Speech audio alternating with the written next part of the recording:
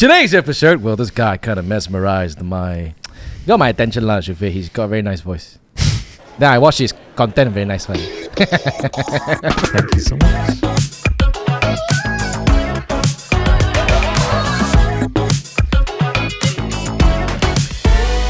Yay, we got Shufe! Hello. Sona, I tried the rhyme. What about our guest? Wait lah, I'm getting there lah. Why do you always have to stop and ruin the flow? I was about to say something and then you ruined it. Sorry. It's okay, it's fine. But hey, today's guest, I discovered him on TikTok. And I was like, wow, this guy's got such a unique character. And his voice is very, very nice. And then before you know it, like everybody in the office like, yeah, I watch it. I like to watch his video. And then my wife was like, yeah, I still watch his video. And I'm like, okay. And it becomes very, very addictive to kind of see the way he presents. Well, I mean, he does food reviews, but other stuff as well. But the way he goes around and, the way he kind of presents himself and it does this little cute skipping thing. It's become a trademark. And apparently when he stopped, people were complaining, do it again! Ladies and gentlemen, we have... Well, okay. He goes by Scaredtodie, but we have Jason of the show. Welcome. Thank you, Jin. Thank you very much. See that? The voice very nice, right? Yeah. No, but keep talking. Jin, it's funny that you say that because I also came up when watching you when I was in school, watching you on radio. I know, I'm old. Hearing you on radio. And Wait, then... How old are you?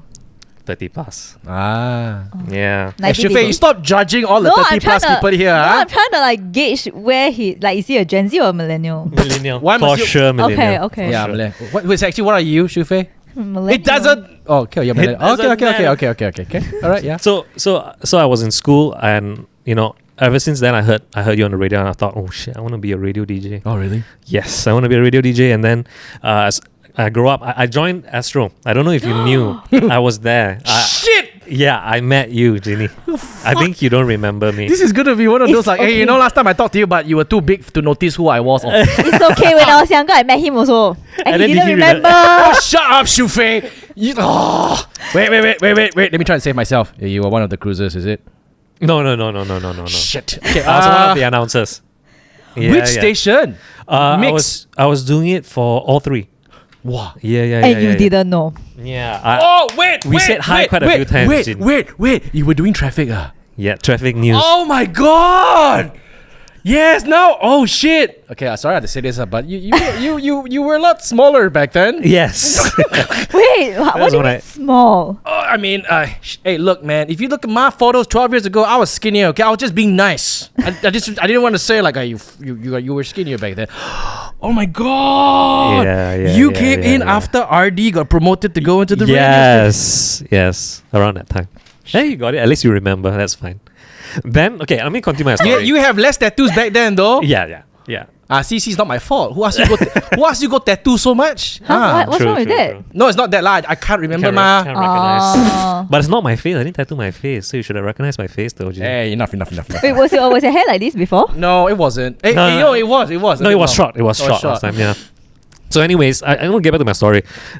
Man, this is getting on a tangent already. So, radio. Radio didn't work out for me, and then I saw you quit radio, and then you went into content creation because I knew, it was already doing things for you. And then that's when it's like inspired me as well because you were one of the OG, Malaysian YouTuber content creator when it wasn't even a thing back then. Right. So when you did those top X lists, and then you transition to short films. So that's one of the things that I realized. Oh wow, that's something that could happen and something that could be a career.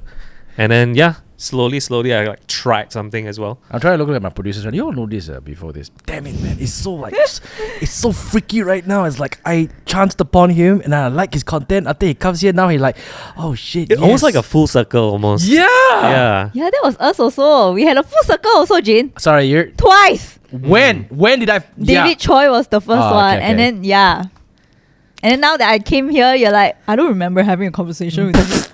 Oh my god! Shit. Wait, So but- what I'm trying to say is that you said, oh, you like my content and stuff like that, but on the other way, it's something that I was inspired by you as well. Oh man. Yeah, in quite a big way. Nah, I'm a bit speechless right now. I don't even know how to do the rest of the show. It's like I had a whole train of thought to talk about stuff, and now I realize that oh my god, we were colleagues. Wow. Yes. Wait, how he long would. did you For him stay to in say Astro? I was on all 3 stations, in my mind I was like, it's okay. So About like, 1 year. Oh, you stayed in Astro for only 1 year. Yes, only 1 year. Then Oh. moved I on. probably left, right? Like you were still there when I probably I left. Yes. Yeah, so you joined probably like a 1-2 months, then I left, right? Yes. Yeah, that's why. No. About 7-8 months. 7-8 Then- months, Then ah. you left. Yeah. That's quite. Yeah. Hey, You had look, plenty look. of time to Okay. recognize my face. Okay, let's now just that say. you know that he was in Astro, do you remember anything? No, I know. Okay, you have to understand. So, radio has a department called traffic. So, okay, for the people who are all really, really old. So, the voice of traffic at one point in time was Priscilla Patrick. Yeah, the lady with the very sexy voice. Hello, everybody. This is Priscilla Patrick. You know, the kind of thing. And then she like, no, stop that highways, jam, this and that, this and that. And radio was a huge thing when it comes to traffic because before Waze was around, people tend to tune into radio to find out whether they should go home or not, or if there was a jam, what's causing the jam. Because Malaysians, they don't care. They just want to go. They want to busybody. They want to know what's causing the jam. So the Chinese people can stop at the jam area, at the accident area, and then buy 4D the next day. So, so radio traffic was a huge thing. Then Priscilla Patrick kind of retired. Okay. Then it became RD. RD now is I think he's in Mix FM. Yes, he's in Mix FM. And RD was doing traffic for the longest time. Yeah. He was this skinny guy that we always like, hey, look, it's Toogie. And going to the traffic room. So to be honest, for them to broadcast their voice to 3 stations, it doesn't mean they go to 3 different stations or come into my station and broadcast the traffic. They just go into a capsule room and record. And what they recorded, they copy and paste it into the log system of all radio stations. Ah. Yeah. So that's why if I were to see him, he'll just be walking past. Yes. Yeah. That's it. It's like when he walks past, dah lah, traffic datang dah. But I can say the times that we did say the highs and buys, you were just like how you were. Like there's no veil. Oh, there's there's no no veil. mask. There's no. Oh, this is the radio Jin and this is the Oh, is off it? screen or off radio Jin. So it's indirectly, all the same. Indirectly, he's trying to say, yeah, this guy's ugly lah. So, but No, yeah, no. I accept I'm it. trying No. to say like you're humble. You. I'm not trying to glaze you up, but yeah, you're the same person lah. Hey, you know, Because there's a running joke last time when you do radio. They said that you have a face for radio. Yeah, it means that you're damn ugly. So go do radio. But for hits, it's different lah. Because hits, they always hire the cool-looking ones. Wow, then how long were you doing traffic for? close to a year. Were you like it or not? No, wasn't my thing. Oh, really? Yeah, felt. I mean, throughout my career up until content creation, I always felt something was missing lah. Something was. Do you still remember how to do it? Not anymore. It's really lost the magic. It's not okay. It's not the.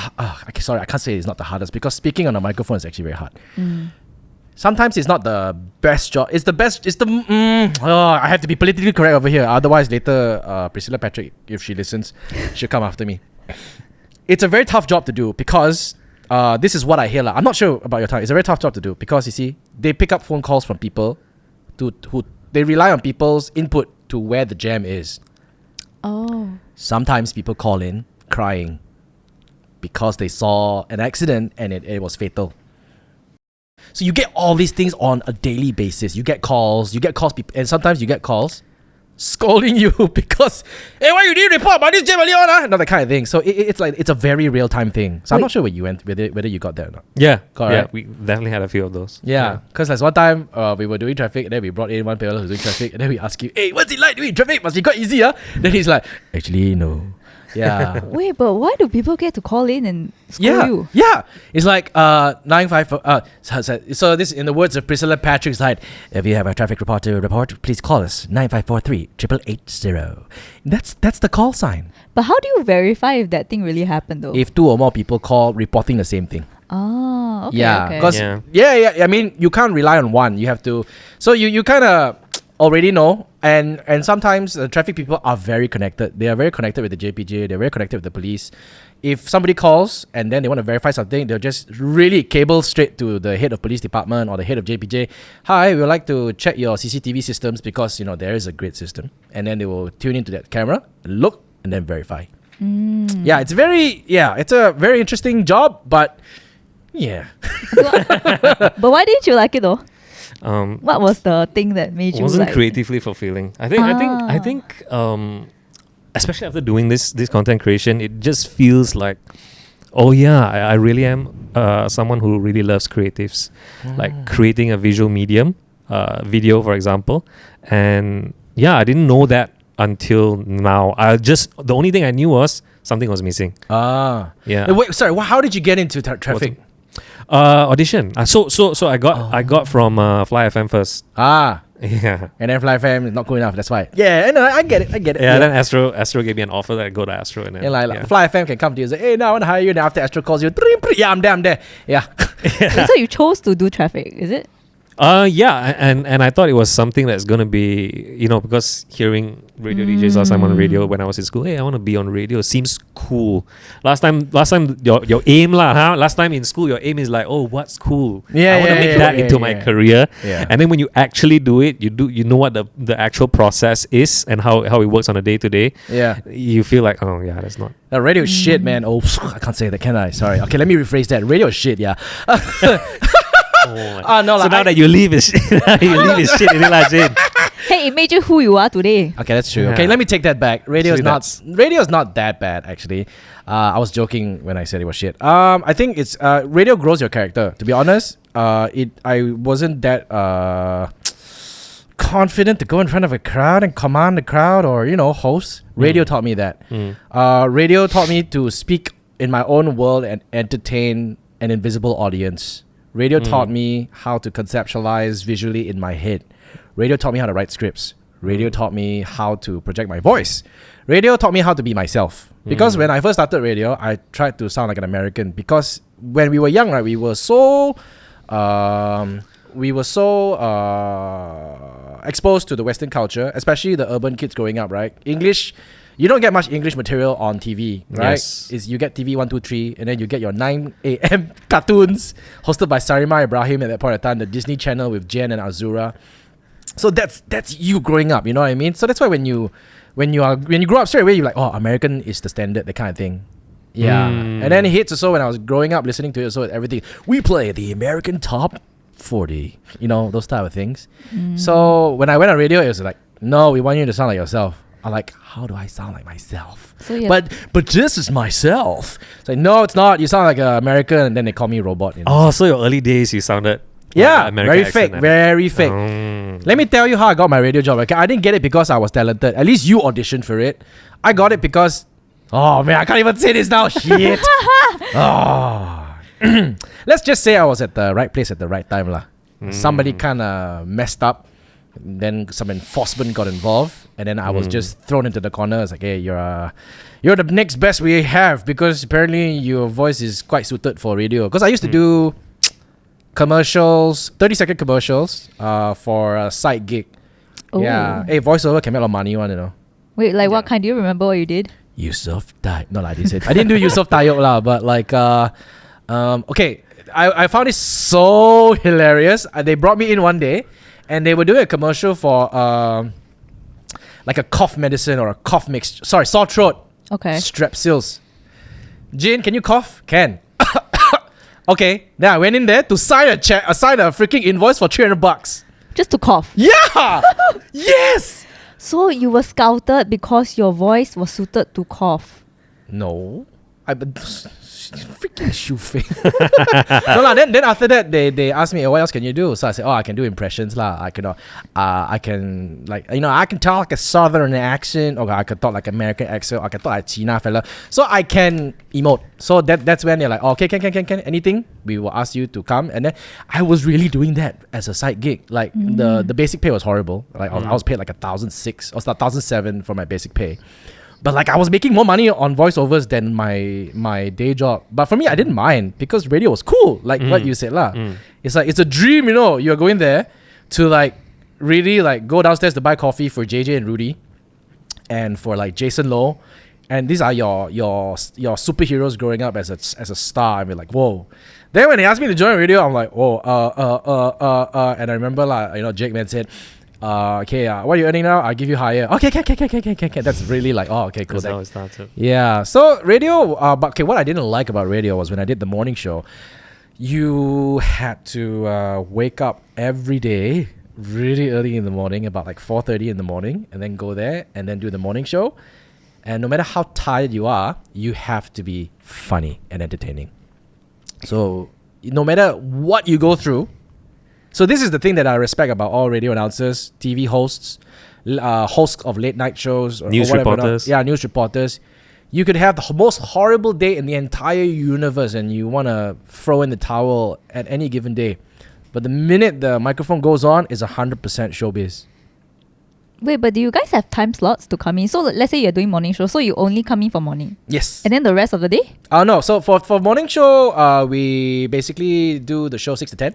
Uh-huh. Then after that, we have to do the gotcha calls. I hate the gotcha calls. Thank God they got rid of it. Yeah, it's no. I hate. Okay, I like it when it's successful. When it's not, gotcha calls has a success rate of only 10%, bro. I did over 3,000 gotcha calls in my career. And You counted? Yeah. Because there was this one promo where they said, brand new gotcha calls daily, 7:20 and 8:20. So it's 2 gotcha calls a day, 365 days a year. So you times that lah. You know what I mean? So the ones that don't, like, you feel like doesn't get that magic, you do it again. You do it on a new gotcha call, a new person. Yeah, we get, hey, what's this? I did interview about me about you. Shini Jason, I come here interview. No lah, okay lah, but I'll explain. If you fail on a gotcha call, you just call the next person on the list that's submitted, and then you do it lah. And you know what's the most frustrating thing? Okay, you listen to gotcha calls on radio, and they are 3 minutes long, right? You'd be like, whoa, that's so power packed. It's like, call the person. Oh my God, he fell for the bluff. Then after that, you get the person riled up. And then after that, haha, gotcha, the punchline, right? That's like 3 minutes. Yes. So on average, that gotcha call takes 15 minutes to do. So I could be calling this guy and trying to fake a backstory so he believes me. I could talk to the person for 15 minutes, 20 minutes to get all of the reactions I want. And then after that, at the end, yell the punchline. And then I ask the magic word, do you give consent for us to air this on radio? He says no. I just wasted 15 minutes. Wait, but are they not scripted? No. That's a damn I good wish question. there's some point, right? There are some things that are scripted on radio, no? I like to say that all of my gotcha calls were real. Okay. 97% of the time. Then where you get the phone numbers? Huh? Where you get the phone numbers? People, okay, so... Or you simply run just stand back and then you, you just see, call? no lah, we got such thing one. Radio, every time... Okay lah, maybe you didn't listen to radio much growing up, did you? I did. Oh, you did Yeah, So, but I always... do you, okay... But actually... You listen every to time hits of... gotcha call, right? I just switch. Bye. People like you cost us our job. No, I just don't really enjoy it. I just want to listen to music, so I just switch lor. Okay.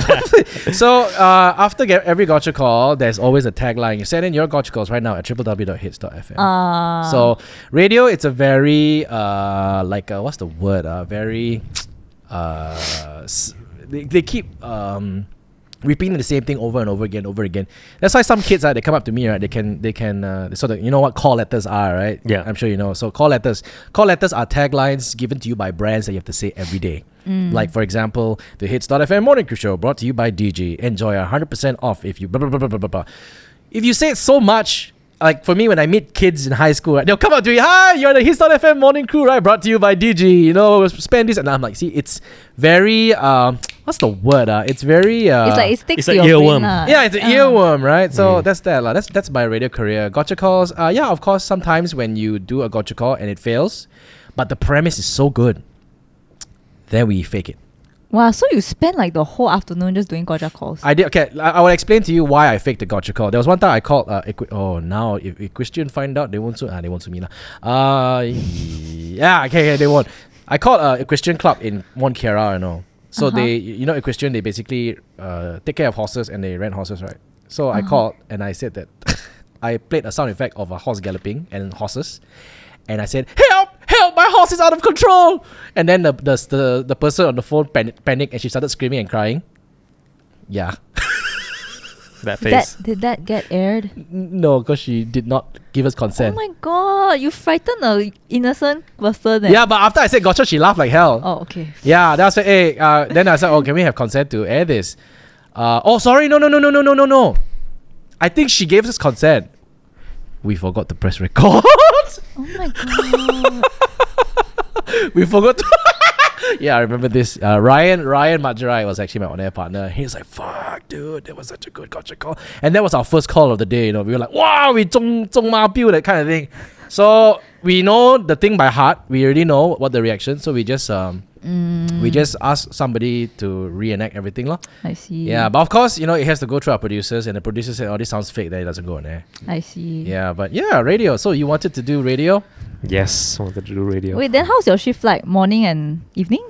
Is the it? whole day. The whole day, just traffic. Oh, Yeah. I see. Okay. I always thought like morning and evening. I don't know why. Who were you reporting to back then? I forgot his name. Oh, okay. It was not Priscilla anymore, lah. No. Oh, okay. Wow. How long was this ago? 2012, lah, right? Later than that, actually. No. 2015. 2015. Yes. Yes, I left in 2015. Yeah. Oh, wow. Then what happened after that? After you quit? So after I quit, I sort of thought, okay, I think social media was on the rise back then. Yeah. You're right. YouTube, Instagram. So I thought, okay, let me go into an agency. Let me learn more about social media, because personally, I didn't have an account and stuff like that. I didn't really like being on social media, but I thought that could be something that could be a career. So I went to an agency, learned about how you create content, how you create content calendars and stuff. So I was the content strategist, like they call it, in an agency. Come on, Jane. It's funny thing. We just put a poster for this vacancy. Hey, you want to join us? Exact name. Yeah, no lah, not strategist, but something. We're Something looking like for that this now lah, but obviously he won't join. Yeah, not the corporate life anymore. So I did social media at the time, and I learned the professional side of it, but I still wasn't interested because the content I was doing was so addy. So promotionally. Like what kind? You know, doing those graphic designs where it's like 20 ringgit off of this thing, and you know, all those marketing stuff lah. So for me that time I felt, macam social media also not that fun. So what was your sorry, before going to radio, what was your background? What do you study? Mass comm. So I studied mass comm, majored in journalism, PR, that type Were of you stuff. in Taylor's? No, I was in IACT. Were you in Taylor's? Yeah, I was Taylor's. Can see. Yeah, can see? Can see. What is this? I don't know if it's a good or bad thing, but yeah, no. It's How good. does one? What do I look like? Sunway. What the hell? Wait, were you from somewhere? Yeah, I was like for a bit. And then? Then I went to. Actually, I was all over the place. I went to Taylor's, then I realized that, hey, you know what? I don't want to do engineering anymore. Screw this. You went for engineering before? Yeah, I did, because my mom wanted me to be an aeronautical engineer. Okay. But your results can make him in it. Hey, man, it's not about the results, alright? But can go in there? Yeah, my trial exam results were okay enough, right? Oh, okay. Yeah, because trial exams, you know what they do, right? If you get a B, they upgrade it to an A. Yeah. So yeah. I was doing a CPU. Then after I stopped, I went over to Sunway to do a diploma in marketing. And then after that, I transferred to Curtin University. Oh, okay. So it's ICT. Okay. Yeah. So you did mass comm and everything. And then you went to radio, and then you went to an agency. Oh, before radio, I went to Zalora. I was content writing then for them. So all those descriptions that you see on their shoe, on their clothes, you know, how you describe an item. Yeah, that's what I did for about 5 months. But I already knew I wanted to go radio then, so I did it just for just to earn some money on the side while I was auditioning for radio. How did they audition now? I'm quite curious. So I think they had a posting up. Okay. I forgot which website whatever website It's probably amp.com. Yeah, it might be. It might be their own website. Yeah. So I applied for it online, and then they called me in. Went to their office, went to their booth, and said a few lines from their already printed script. Yeah. And then next day or next few days after that, hey, you are. Yeah, now that you mention it, I understand why they hired you. Yeah, I got attracted to your voice first. Thank you so much. Yeah. On TikTok, I was like, this guy's got such a nice voice. But you know, everyone. I think a lot of people don't like how they sound, especially at of the course. start, right? Yeah. I think I sound super nasally. I don't like how I sound, Same. and I'm just used to it, right? Same, yeah. It took me about 7 months to get used to my voice on radio. about the same. So like before joining radio, right? I used to listen to hits a lot. When after joining radio, I turned off the radio every time in the car. Yeah, you will never ever get used to your voice. Yeah. Like even after like for years, sometimes when I hear myself, I just switch. Then I switch over to Fly FM. Same. To kind of realize that hits is still better next. I'm sorry. Some of my colleagues from Hits are in Fly. Hi, I love you guys. Yeah. Yeah. So yeah, you got very nice. But then if they just said when you audition, did you audition for Traffic or did you audition for a radio announcer role? That one specifically was for Traffic. Yeah. So got that lah, and then I was like, maybe it can lead to somewhere, but in the end it didn't really lead to anywhere. It's very I'll be honest with you, like I think radio back then is very tough to really get. I was really again super lucky, right place, right time. I think in radio it's most of the time they always want to already hire people that have already radio presence and already have skill set in presenting, or they want to hire people famous. Like for me, is when they hired me, I was complete zero. Like no one, like absolute nobody, and that's why they put me in the slot like 10 to 1. Nobody listens to one. Then after a while, people tend to notice this little Chinaman trying to be an American on radio. So yeah, but to be honest, if you were there long enough, I'm pretty sure one day someone would just come up to you and say, "Hey, do you want to try a radio?" And then you'd be like, "Oh yeah." But it's a long process. Thanks for saying that, man. So I don't have to cry at night already. No. I'm serious. The what if in my head. But you see, radio is probably back then in my time, radio was the longest, most stable career in the entertainment business. So like if you did TV shows, you could do one season, and then if it sucks, the ratings are bad, you die. Radio, look at Ian, man. Ian's been there for like freaking like how many years? 15 years. I call him and say, "Hey, old man, can you please stop pretending to be a young fella?" He's like, "Hey, shut up lah, shut up lah." Yeah. I just met him like 2 weeks ago at Arnold's wedding, and I'm like, he's still there. It's good that you get to experience it, because a lot of people will want to try radio, but we just don't have the chance. At least you want to try it. Actually, once in your life. what Shufing said was damn right. She said, if it was not for those experiences prior, like you wouldn't be at a place that you are, you know what I mean? So I think that radio, my short time at radio, which was a year plus, really taught me how to be comfortable with my own voice, comfortable with how I sound and how I speak. Yes. Huh? And then from then, that's one part of being a content creator. And then after that, it's all the script writing and then the ideas and shooting and blah blah blah blah blah. So yeah. Did you write a script to go in to do your traffic, or you just went in there with some pointers and winged it? Pointers. Wow, professional. No, not professional but no. It's really because I cannot memorize. Like if I write it word for word, there's no way I can memorize. Okay. There's no way. That's a even harder skill set to master. Yeah. To be spontaneous. True. Yeah. I write all my scripts on radio. Whatever you hear me say on radio, when I first started, I wrote them all down. Yeah. But then slowly you. Yeah. It takes with practice, muscle memory. You'll be able to kind of like find your unique words to kind of segue into something. You'll find your own comfort zone because when you first go in, you're so pressured to be good immediately. You tend to always take pointers from the seniors that are already there. Then you tend to sound to be like them. Then after a while, they'll be like, "Hey, stop sounding like me lah," you know? Then after that, you'll be like, "Oh, okay. Then after that, one day, the bosses there will kind of pinpoint something unique about you which you think sucks. Yeah. And then they'll be like, no, that's funny, that's good. And then after you accept it, then you realize that, okay, that's my calling. So that's how they train you lah. The training in hits was good lah. I was trained by Ian. And stupid fella at one point in time gave me 10 cups of espresso so that I'll sound hyper. Oh my god, you talk about radio, he can go on forever, I tell you. Yeah, he is going on forever. I am. What did then? Oh man, Jason, start your own podcast and bring me on your show lah. Yeah. Wait, so you started... Deal or not? Yeah, deal. Okay. I'll do it.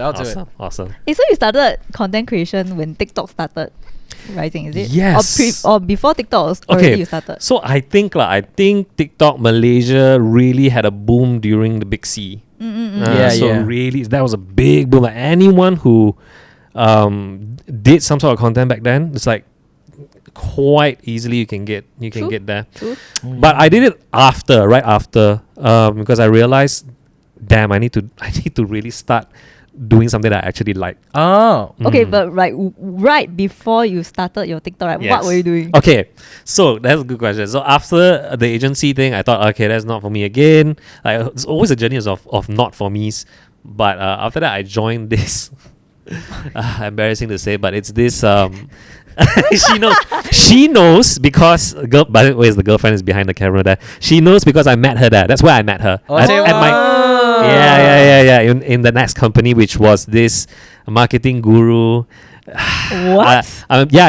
It's a marketing guru type of company. You know it lah. You see your face also. I know you know. I don't know. There's so many marketing gurus out there. No, I know you know what it means. Yeah, you know what I know. You teach people how to market stuff? You teach people how to build a business, but their methods are, questionable. So you are supposed to be one of the gurus. No. So I was the one who was about going to handle their media. Oh. So at the time I was like the team lead lah. So I handle they wanted to build something like a BuzzFeed.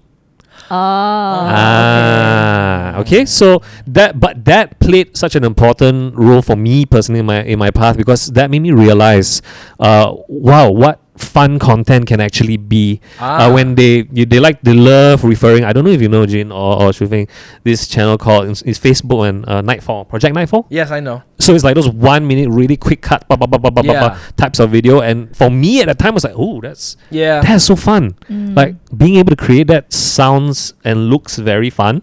So at that time it made like a light bulb on my head. I want to create that type of stuff. And so we start doing content there, but when I was brought in, I felt like the expectations were very surreal. Like he wanted stuff to blow up ASAP. I've seen your podcast with Quack before. One of the things that sometimes client asks is like, I want videos to go viral. All right, I want hear a lot of horror stories about this kind of what marketing guru. Yeah, not marketing guru lah, but like I don't want to say like the platform, but like I've heard like people working there, they say like, one day you must produce like multiple like articles, that kind of thing, to make sure like there are like things rolling out from the platform. Yes. Marketing guru. You sure it's not a media? Is it a media company? Are you allowed to say who this is? But how are they doing now? I don't how are they doing now? Are they still doing well? I think they are. Okay. I think they're dissolved. Okay. Dissolved into another company, but I'm not going to reveal that name for sure lah. It's a pre-roll ad that you skip lah, correct? Sorry, it's yeah. It's one of those. Don't tell me it's one of those. I promise you that if you go through this very expensive course. Yeah, it's like, wait, I'm going to teach you how to be an entrepreneur. Come to my free course. And then in the free course, you'll spend like 2 hours. 2 hours of beating around the bush of financial freedom. Then after that, okay, now you subscribe. I teach you the real deal. My cost is 7,000 USD, but for you today is 79.99. Quick. He's saying it as a parody, but it's true. It's something like that. Yeah, because I sat through one of them before just for fun, just to throw shade at it after that. Yeah. It's true. I wanted to do it as a topic in radio. After they cut me off. So seriously, like when they say that come to my live session, 200% of the time it's not a live session. It's a pre-recorded session. Yeah, and then like there's comments there, all like, oh my god, I can't believe blah blah blah blah blah. They are all their own employees commenting there, that kind of thing, So they're trying to it's marketing. Not gonna lie. It's this them trying to build this. Oh my god, you're missing out, FOMO. Hurry up. Correct. Hurry up. Don't miss your opportunity. And that's how it is. But for me, I always tell this to everyone, because sometimes people do come and ask me like, oh, does this cost for this? Does this cost for that? And that teaches you how to be financially free. But let me put it clear here. If this person is telling you that he's going to teach you how to be financially free, he will do it for absolutely free. Because if they charge you for it, you are their liquidity. So remember that. True. Yeah, correct. But okay, so they were doing their marketing costs on the side, and then they wanted to have this big so-called media company to happen on the other side, so that they can earn this second revenue stream lah, whatever it is. Oh my god, suddenly it just hit me. I think I kind of know who this guy is. No, please don't reveal it. Yeah. Don't reveal it. Later say. Okay. Oh no. I know. Okay, go on. No, you don't. Continue first. Never mind. You see his heart. Okay. Shh. Cannot. This is like a teaser. Strategy. Now you all will freaking listen to this podcast longer. Okay, maybe we'll review. No, we review in a separate podcast. You have to subscribe and pay. Enough lah. Don't lie like that. No lah, joking. Okay. So what happened? So I led this team to create all this BuzzFeed like content, Yeah, like for yeah. example, doing recipes and then 1 ringgit versus 100 ringgit Yeah. cake or whatever lah. So the results did not come as fast as the boss wanted to. Like it's not viral enough. It needs 5,000, 10,000 shares, etc., etc. Ooh. It's a brand new thing, like nothing. It was only like a team of 5 people. So my girlfriend was the intern. I was the team lead, so you can imagine. But anyways, that aside, But okay, question though. Yeah. Why? Okay. Now I want to ask your girlfriend the question, but the microphone's not there. Like, when you applied for a job there, or you applied for an internship there, like, did you kind of saw like, hey, it's kind of like a cool place to work in? Yes. So Okay. correct. Because what I focused on during that job was the JD, the job description, Got it. which was something I really like. Oh, you just create content, create this video, which is what we did, because we did not touch on the marketing guru side. Right. That was I a see. separate thing. Ah. So long story short, after we did quite a few videos, we even involved ourselves inside the videos. We were the talents as well. Long story short, did not reach what they wanted, and so they laid off everyone from the Yo. media side. Oh yeah, my god. Bloody hell! yeah. Wait, so It's like they don't even know the answer to how to get it, and then they hire people expecting they know how to do it. And after that, oh no, bye bye. Wait, but did they just lay off all of you to replace you, or they no, just? it's gone. The media side is all gone. Yeah, So that means it was a Oh. failed venture to him. it was a failed venture. I Yes, see. Okay. Exactamundo. Then that was what year was this? That was. Oh my god, girlfriend, how many years? 2021. That was not that long ago, Not leh. that No, long it's not ago. that No, long la- ago. not that No. long ago. Then that's where did that prompt you to start TikTok? Yes. No, YouTube first. Because YouTube, my ultimate dream, although I love TikTok as a platform and the freedom that it gives to especially local creators, but YouTube is my ultimate dream. I want to shoot 16 by 9. I always want to create those type of films. That's I wanna do- everyone's dream here, I swear. Yeah. I want my camera to be oriented that way, okay? Yeah. Instead of always like that. okay? Client come to, hi, can I have 9 by 16, 4 by 5, 1 by 1 1? by 1. Now it's like 4, 5, No, 5. now it's 916, man. 916. 4 5 is already slowly fading off already. Okay, wait, but you try YouTube first, or you just straight jump into TikTok? Try YouTube. We did some like couple content. What Did do not you work try? out. We did like couple challenges, like certain okay. poses. Like last time, like the viral thing was, you have to lift our partner up in certain ways where it looks very impossible. Uh-huh. And we do those things. Last was like the top 5 couple challenge poses, and we did those. Did it So work? Did it work? Hell no, No. it didn't work. No. It's tougher than it looks, right? Wait, you mean creating content or doing the poses? Creating content. Way tougher than it looks. Yeah, Way yeah. tougher. When I saw your videos back then, when I had zero experience on content creation, I thought it was nice. Okay, don't get me wrong, it's nice, but I never thought how hard it was to create those visuals. The lighting and everything, like the soft boxes and how you have to use the bounce and all that. I didn't know any of that. But But then trust me, I didn't know anything at all. Yeah, all of my videos that I did is literally just go outdoor sunlight, and then, natural sunlight. and then don't do it midday because there's like harsh sunlight. So just do it in the morning or in the evening. That's it. But like your recent videos, I'm sure those are high production. That's yeah. not me lah. That's my team. Hey, you all go use slider. I saw one video, the man's best friend one. Yeah. They use everything The lah. They yeah, use yeah. everything. sliders. They spend all my money lah. Yes, they're behind the You see, camera. That's there's my producer. So they literally 4 cameras right there. this one. This is quite an investment lah. Thank you, Fuji. Okay, then when you Yeah, started we work with TikTok, what did you start with first? Like first few Ooh. videos. Yes. So we started with. She's laughing because it's not cringe. It's not cringe. We did like those Dance, is it? trend dances. We tried to do dances first. Yeah. 0 views. I mean like 17 views. Okay. And then we Is your did. girlfriend watching it 17 times? Okay. At that time, TikTok was huge on trending audios. Yeah. True. You know, Yeah. you Yeah, guys, yeah. you guys Was this know, during you guys know. this is like 2021 pandemic? Yes, Still yes, pandemic yes, lah. yes, correct. Still pandemic. Yeah. 2021, 2022, huge. TikTok was huge back then for those things. So we did those, and then it started to pop off from those. But again, something in me felt like this is not that creatively fulfilling. So we started after that. Even though it was popping off, but I don't think that's a long term thing for me. So then we started doing vlogs. Started doing vlogs where we just mishmash together whatever clips that we took throughout the day wherever we went. So we just that's day 1 vlog. Then we started to do thrift shopping. We covered like thrift shops. Those started to do well. I was like, it's doing well, and we had huge amounts of fun. And I feel like that's content that I can be more proud of because it's not following some sort of trend. It's something that's by our own.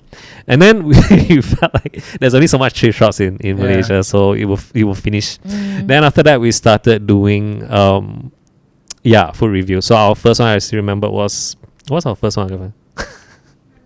Mamma Mia. She always teased the way I did the pronunciation.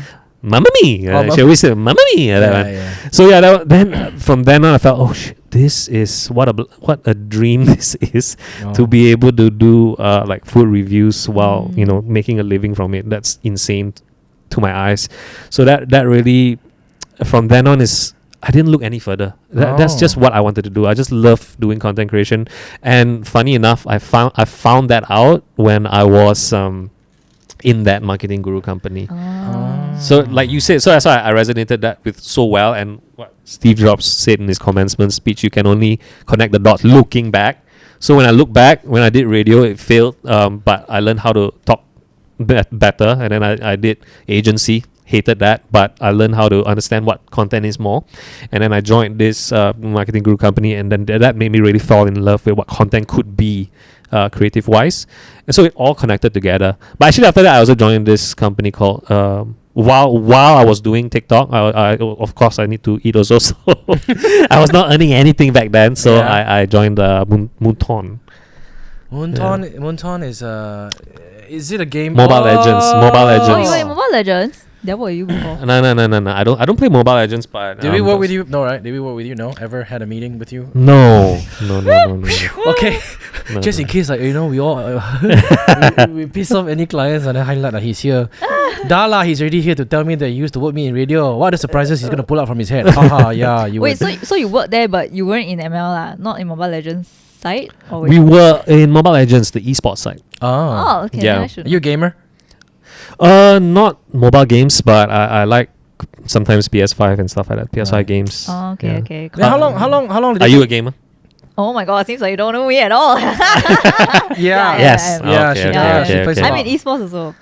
Yeah, she hangs out with all these Dota players from all around the world. Okay. Wow. Valorant also, yeah. Suddenly, like, it's a whole new world, dude. Like, right. It's insane. Right. It's like it's like a cult. Yeah. How crazy people are. It's like okay lah, it's like they're a community, but they're a bloody large community, man. And you think that only Dota, even ML, was it MLM? Sorry, MLB.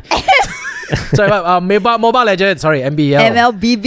MLBB. MBL. Sorry. That's when you know she knows her stuff. Even MLBB. Wow, the community is insane. They went to a shopping mall in KL. Oh yeah. Wow. Their tournament was held there. No, there is a. Is it Quill City? Yes. Yeah. No, all the esports tournaments are there. The setup for Mobile Legends. Is it Mobile Legends? Mobile Legends. Yeah. Mobile Legends Bang, right? Okay, sorry. Wow. We went there because we were doing a bit of research, and because we were about to shoot a web series for mobile gaming. And then we went there and they told us that, oh, this is owned by Mobile Legends. I'm like, holy crap! It's like the setup is like a TV show setup, dude. Crazy. It's so crazy. Then I'm like, wow. Have you seen the scene, Mobile Legends scene? I think she sure knows. In Philippines, in Indonesia. Yes. Yeah. Oh my god, that's crazy. Those guys are like, they look at them as idols, celebrities, like bigger than celebrities. They can fill a freaking stadium. Yeah. Oh my god, I'm very happy. Every time someone like talks about esports, right? Like my friend, one of my close friends, she quit her job and then she went to esports, and then she knew nothing, So like she kept asking me about questions. Wow, I'm damn happy. Then I had to like tell her everything. Wow, it's legit a brand new world. It's like when you enter, right? There's so many people that you don't know from the industry. Yeah. I love it. So much so her boyfriend's also an esport legend. Oh. Can I call him a legend or he's still? I guess. Yeah. I forgot what's his gamer tag. KP. Yeah. Huge deal. Okay. Which game? Dota. Oh. Yeah. For me, it was like I met him and he sounds Australian. Very nice guy. So timid, so quiet. They went online. Holy shit, this guy famous. Holy shit, this guy rich, man. He won so many tournaments. The Dota prize pool. Yeah lah. It's like what the hell. Millions. Yeah. So how did you? Yeah, I suddenly like lost my train of thought. What were you talking about? Suddenly talking talk about esports. no lah. He said that he said that he went to Montauk to work. Yeah. Then, okay, so obviously I take it you're not working there anymore. Of course. So yeah. you do. So how long did it take before you actually start monetizing? Wait, what's the first video that blew up? Did it take long though? Okay. We sort of counted from in TikTok alone. I think it was the 25th video. 25th video. That's not bad. Video. Yeah. Wow. So it was a lot of dances. Wait, if we scroll down now, will it still be there? Bad, by the way. Huh? Yes, it was still bad. Okay, I don't delete okay. any of those. Yeah. It's very bad. It's very bad. But in the process of making it, did it make you both, you and your girlfriend, better dancers? No. No. Oh my Dude, God. I have 2 left feet. I'm so bad. In fact, actually, we had a conversation very recently, like last week, thinking like we should go to a dance class, just so that we know how to move our body, because we're so awkward with our body. It's just bad. I don't dance, but my daughter forces me to dance these days. So I have no choice. You go dance classes? No, Okay. I will never go. I mean, like the only dance classes I went to was when I had to do the music video for Watsons. That's it. Okay. So Yo, hey, Watsons, the song went viral. oh man, I think nobody knows this guy sang the song, but the amount of times we had to go through trying to change the song over and over again. Not me, it's another production house. My friend Jared produced it actually. Wow. It was an overnight shoot, but that song until today stays in the stores because apparently we spoke to Watsons last week. He said apparently it helps with sales. I don't know. Whether it's real, I don't know. Did She you know said about it? The song went viral? Cow, Yeah. cow, You know. cow, cow. It's Yeah. everywhere. Yeah. Hey, wait, have you ever gotten a campaign where you have to dance? No. Okay. Oh my No, God. luckily no. Good. Thank the brand. Thankfully for the brand. At one point in time, brands were going around asking people to dance. Okay. Yeah. Yeah, but then again, it was the only way some like TikTokers, they knew the algorithm well. They knew that they were riding on trending songs, and then if they can dance, it's just like boom. So, if you're a great dancer, this was your time to shine, man, to like really get the numbers and everything. So one of them actually we spotted Alex. He's got like 7 million TikTok followers, and then like he does dances, K-pop and everything, and then boom. And all that was during the pandemic. Really, like when you mentioned it was during the pandemic. Like he got nothing to do, he started dancing and suddenly like people started following him. So Yeah, back to you. Yes, now back to you. Yeah, back to me. How did you what was the first monetization, or what did you monetize first? Oh man. Or like what was it? What brand deal was it? Can we say the brand? Can Yeah, we? okay, no problem. Sharks and Co. Sharks and Co. by Jane Chuck. Oh, Chucks and Co. Yeah. What up, Jane? Okay. Shout out. She's awesome, lah. She is. We saw her in person. She seems chill. She's She's very so very chill. chill. She's so chill. She's like, when I was in high school, she was so popular. We read her blogs. Yep. She went through so many eras, man. Yeah. She's like, it's like, Oh yeah, but I feel like her personality never really changed. yeah, but she's done everything. Yeah. And so she's like, from day one, she was so entrepreneurial. She's like, okay, yes, she did blog, okay, made money. Went out to do open cafes. Then after that, she went out to do. Then after that, she's like, okay, she's gonna port over to Instagram. She blew up there. Then after that, she started doing Chucks and Co. Now she's doing YouTube. She's blowing up everywhere. I'm like, And she's having a baby. I know. Her baby is gonna be I'm so excited. so young, It's like Han Pin and Jane are like, wow. Every time I look at both of them, I'm like, wow, one's so handsome, one's so hot. Like confirm come out model, man, baby. Yeah. Oh, okay. So that's their first brand deal. They paid you guys to do something. Yeah. Yes. And did it blow your mind? Like, wow, I get paid to do this. It did. It definitely. It was like, of course, it wasn't a big amount, but me and her was like, wow.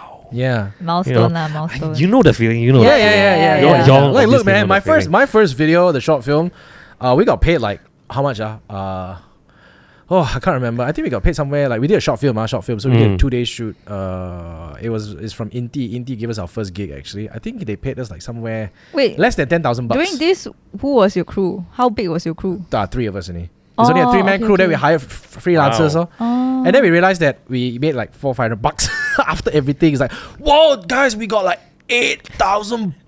Wait. $400 split 3 ways or Yeah, about 3 ways. Yeah, it was quite sad. Yeah, it was really But I mean, A win is a win. Yeah, yeah, at least Yeah, something. but the thing is, back then we saw 8,000. It's like, damn. Then we even told ourselves, wow, if we just make one video a month, wow, 8,000 divided by 2 lah at that point, 2. It's like each 4,000. Wow, that's even more than my basic pay right now. I work at, you know, if we just do one video a month, we're set. You know what I mean? Then we realized that there's something called cost. Yeah. Wait, then how long did you like realize like, oh, okay, I can quit my job now? Wow, this was something that we went back and forth so many times because, as you know, it's so risky. Yeah. Like things Yeah, can it just is. stop like that, you know. So how long it took? It took me joining the company Munton and doing that thing for about a year. So I uploaded a video every day for a year while working there. Wow. And then I think it was about a year and a half where I finally felt, okay, things are starting to get very busy that I couldn't even handle my full-time job. Okay. That means like Yeah, yeah. Enquiries for Correct, collaborations and stuff. Exactly. So that started to fill up way more already, and then I felt okay, that was the time to make the leap lah. Wait, That's good. But did people in your company know that you were doing TikTok? Yeah. Oh, they knew. Pretty obvious. Yeah. I mean, like, who knows? Oh yeah.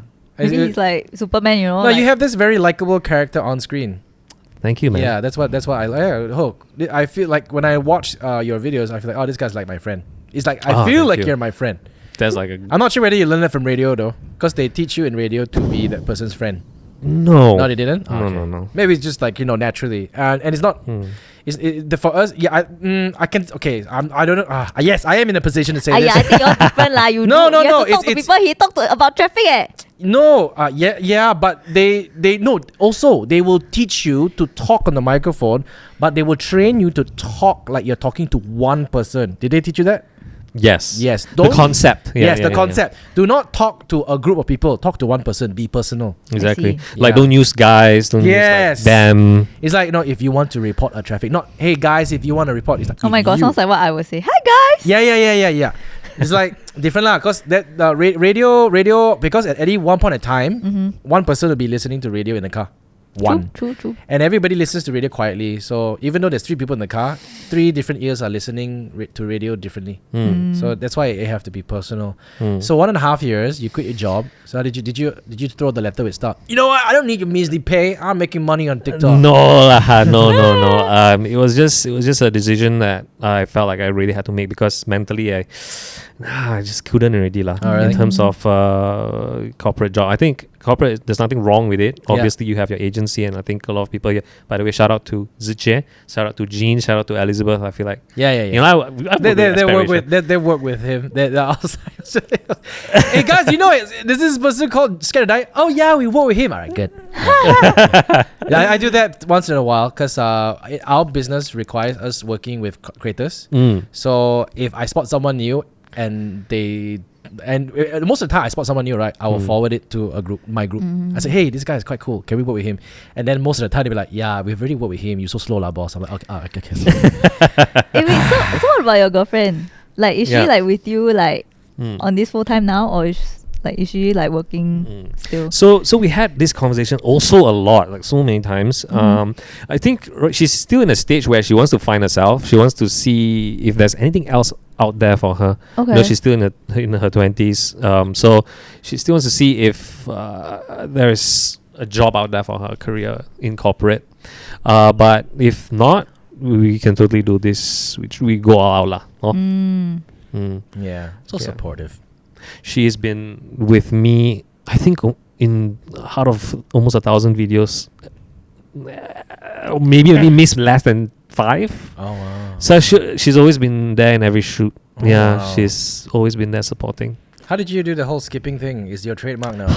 It's like if you don't do it, people will be like, What aku a joke. tak nak tengok video ni lah. Skipping, ish. Wow, you really look at the comments. Okay, I do. I need to do my. Okay, no, not really, but I kind of scroll the you comments. see Yeah. some now. So that happened when we had a friend. He knows how to dance. Like he knows how to dance. So he taught us a move that that looks 20% like that. Okay, Okay. so we tried doing that dance just as a parody, just as a joke. Really, it was just after a joke. We did it at the Licky Chan and the podcast. Oh, sorry, loudspeaker in Tropicana Gardens. Right. I like how whatever lah. you verify everything with your girlfriend. Like she remembers everything, you know. She's Dude, her memory is 1,000 times better than mine. I forget things 5 minutes ago. She's your blue tick, you know. I remember saying, right. Yeah. She's like my memory card, you know. I forget things 5 minutes ago. So we did it in loudspeaker because, okay, you know, when we do videos, especially vertical content, you need to do it fast. So at the start, we want to do like an intro, you know, show the place, establishing shot, you know, like Jin.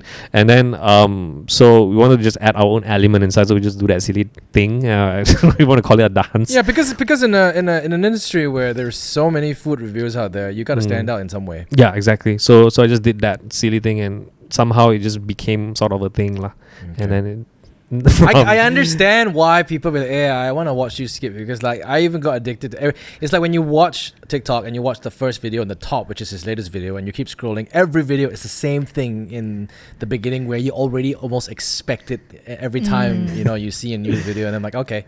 Sometimes I put it at the end, sometimes I put it in the middle, sometimes I don't have it like you said. So but yeah, most of the times I would try to do it. Has your content kind of opened your eyes more towards Malaysians? Because like you're quite it's very nice to see you go to the rural areas, work with little girls, and you know well, I mean, like the latest video I saw, Danya, you bought some stuff for her and stuff like that, and then you just went out to explore and didn't just limit yourself to like, oh, let's just go to the popular places where it's very bougie and atas. Okay, so even personally, me and my girlfriend, we're not really cafe people. Okay. Although there are some, don't get me wrong, like there's a time and place for cafes where, you know, you just want to have a nice ambience, environment, whatever. But sometimes we feel the food is a bit overrated. Like a lot of it, not saying all. Most cafes. of it lah. Yeah, so then we found out, I think roadside food. We ourselves like to sometimes order those keropok leko, those pisang goreng on the side of the road. So why not make that into more of our focus for content? And I think also it helps at least somewhat put some eyeballs on those smaller businesses. Yep. Yeah.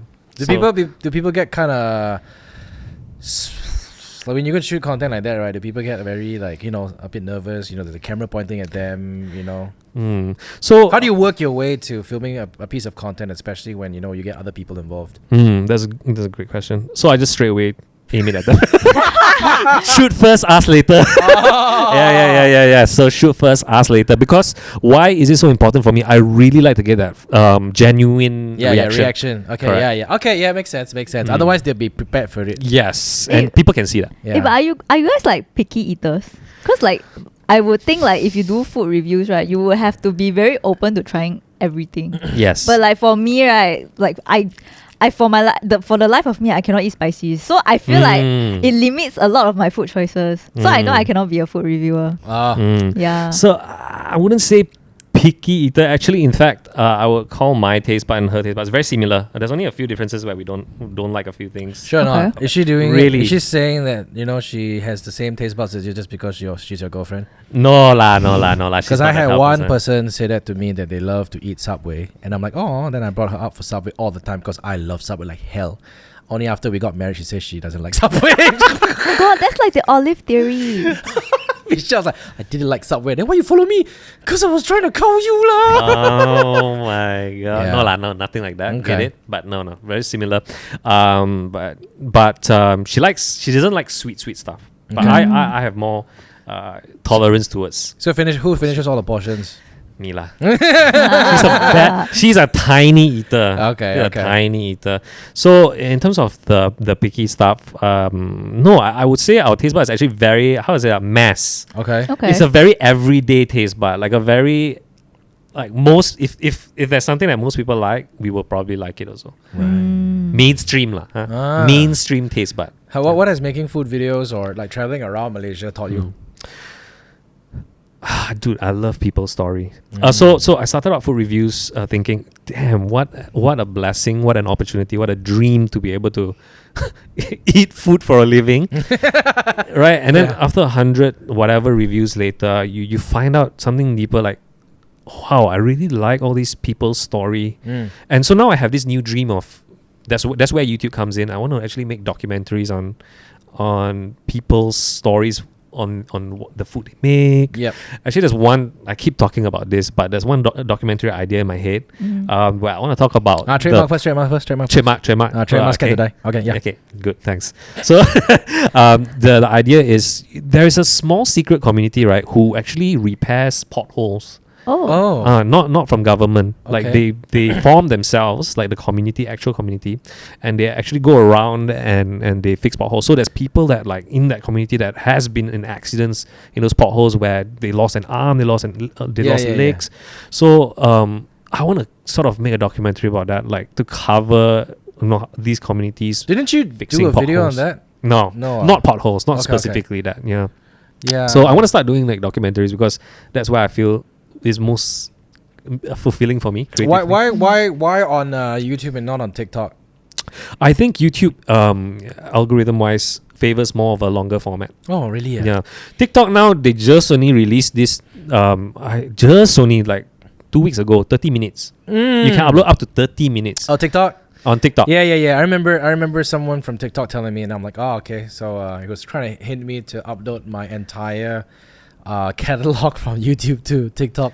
Maybe I might do it. Who Yeah, knows? I think you can clip it. Maybe. So like, like, I won't ask that question. So like, okay, so obviously this career is kind of like opened like a whole new a whole new pathway of how to like monetize your content and stuff like that.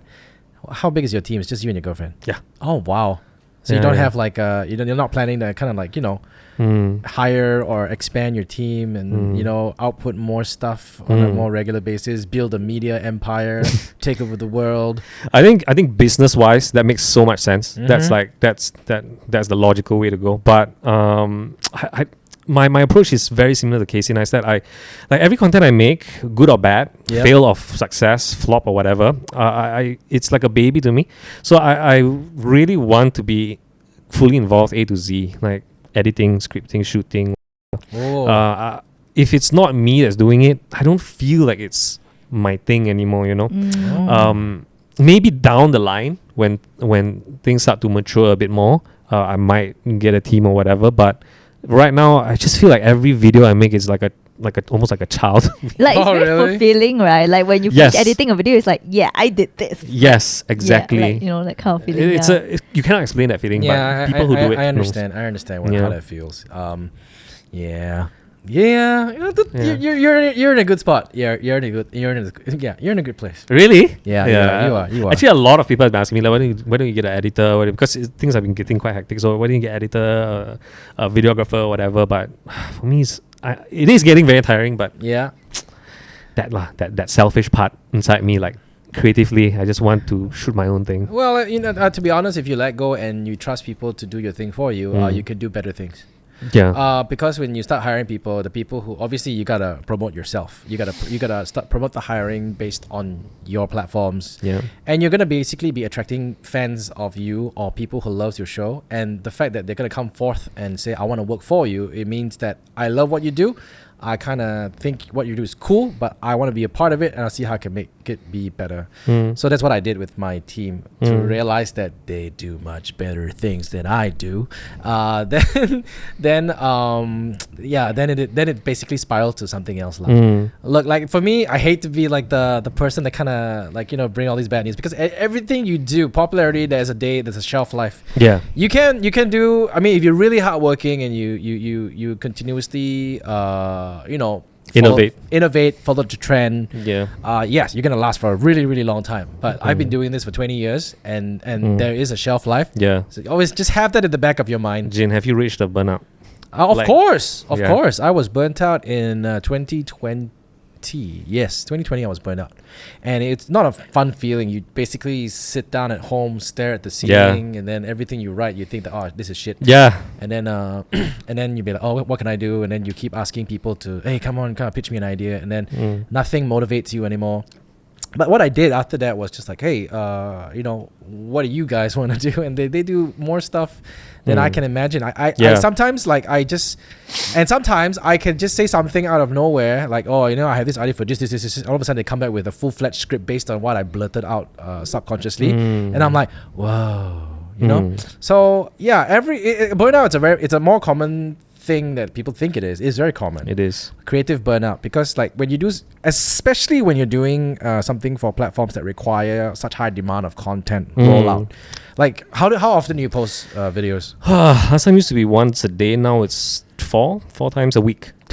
Oh my god. Yeah. Once a day. Okay, so how long were you posting once a day? At least For one. almost 2 years. Damn. So you were Yeah. posting about like 300. You were posting almost close to 800 videos in 2 years. Yes. Damn, But that's totally. crazy. Yeah. Can you imagine waking up every day? Okay, I'm not sure how far ahead you shoot your videos, but I'm pretty sure at one point in time, you wake up, shoot the same day, post it on the same day. Am I correct? Correct. Until you kind of develop the system where, all right, you know what? In order for me to not be so glaba, I should plan, wake up on that day, shoot maybe 2-3, and then Yeah. kind of plan the rollout, right? Yes. And then you keep doing that. It's like, yeah, this is working. And then after shit, a brand comes into the equation and like, oh, I gotta shoot this better. You get it. Yeah. So that's why burnout happens. Yes, Because the better or the bigger you grow, you kind of need to meet up with demand. So I'm at a position where I do things for me now. Yeah. And yes, I can say it now because I've kind of established something on the side, a different kind of revenue stream. Yeah. I do things for me now, and I look at what I've done before more of like, oh wow, that was a ride. Yeah. But now I do things for me now. I think you're at a point where most creators want to be, where you don't have to rely on brand collabs and all that, and that's where you can just create whatever you want. Well, I would love to do brand collabs, but just minus the revisions, you know what I mean? Come on, give me time. Yes, and everybody will get there. I am 100% sure that every creative will get there, and creative is not creative is limitless. You can tell me right now you're making food videos, but to be honest, in 5 years you'll be doing something else which you completely didn't think that you would have done. Yes. 5 years ago. I think that's the beauty of it. Yeah. It's the beauty. Huh? Yeah, I think like and I always say this to my team, like creative is a skill set. A lot of people think that, never mind, just how everybody likes to use the creative word very loosely. Yeah. Never mind, just be creative lah. You know what I mean? Go out, go there, think of something, then come back to me. Kind of thing. They always loosely use that term. If a brand, hey, why you not doing this video? Very easy, just be creative lah. You know what I mean? It's like as if like you got it. No, they don't realize that creative is a skill set. Yeah. And people who are creative, their minds are very different lah. Like You don't think it's something like everyone can learn? Yes, but no two creative minds are the same. That's true. Yes, you can learn, you can structure, but sometimes you can be creative, but it is not the same creativeness that you think should be creative. I can tell you, I can write something. I can write my version of a food review right now and show it to you, and you'd be like, "Oh, Jen, you know what? This is shit." And likewise, you can write a short film and say, "Hey, I think this is funny." It's like, I'm no. So like, it's very, very hard, and this is why we have clients, and I don't blame clients because again, the client's mindset is completely different. And so creative. It's like it's endless, man. And where the beauty of it is, if you do it on your own, yes, great. But when here's my advice: if you get a burnout, work with other people. Work with other people. Yeah, work with other creative mindsets. Work with people who are on the same level as you, also a creator, same end goal, same goal. Like want to create content. And when you collaborate, you inspire each other. It's like, I never thought of doing it this way. Oh wow, this is cool. This is something I kind of like discovered. And then you'll be building other things. Okay, Jin, I was thinking. Okay, no problem. But if you want me to pick up a camera and film the both of us, it'll be a while out. Because I'm not done it for a long, long time. By the way, I've seen you in Ara Damansara before. In the Ali Mutu Ahok. Oh my wonder. Yeah. I was about to say hi, but then I saw maybe you were in bad mood or something. So not gonna Maybe you approach. just have RBF. Yeah, sorry. Yeah. Even my wife says this, but yeah, I have a resting bitch face. So half the time I look like I want to kill someone, but no, I'm actually very friendly. Ali Mutu and Ahok. I love that. I always order the mee rebus. I can. At one point in time, I was ordering mee rebus every day. Oh my god, yeah. It's a fact. The people were telling me he can order for 1 month straight, every day. And he won't get bored. I don't know how. That's crazy. Yeah. It's like, hey, I used to eat pan mein morning, afternoon, and dinner. Have you ever thought of reviewing food? No. That's a talent right there. I can't. No, I can't. I don't think I'm that. I'm not, okay. You see, not everyone can. You see, like, again, people will say like, "Hey, just review food lah. You just be creative lah. Just go review food lah. You know, just talk creatively lah." Can you eat spicy? I love spicy. Oh my god, they can be on the show. Yeah, hot guys. Yes. Yeah. Love spicy. Yes. You know, I love spicy to the point where it's a bad thing for my body. Oh, same lah. Same Oh my god. All our producers here. Ting, ting. Okay, we can ask him for episode. No, I won't do food reviews because I don't think I have that flair to really paint a picture on how it tastes. True, I'm the kind like, oh my god, it's nice. Yeah, that's it. Nice. Yeah. Like, it tastes great. That's all. I don't know how to like, describe it in a way where people can understand like how it feels. Yeah, it's like, what you want to talk about texture lah, whether it's too salty lah, what this like. Hey, shut up lah, just eat lah. For me, it's like, yeah, not bad. I'll recommend. How many? yeah, not bad. And the most I'll give is, I'll give this like, a 7 out of 10 lah. 99% of the time. True. Yeah, I want to be politically correct, you know. So, no.